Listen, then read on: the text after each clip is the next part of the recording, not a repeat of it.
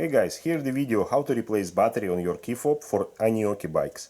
So here's the new style of key fob. If you have old style, it's exactly same way how you're gonna replace it. On one side of the key fob we have that small notch, and to that small notch what we need to use is flat screwdriver.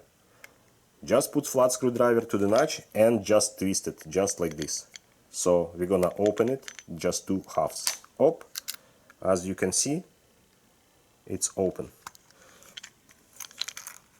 After we can use screwdriver, you can use credit card, you can use your nail just to open a little bit more.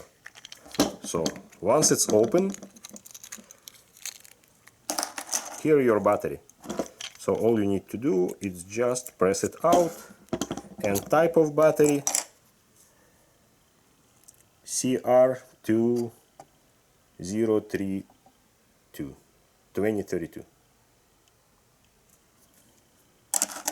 Put it back, put back here. Just more important things, direction.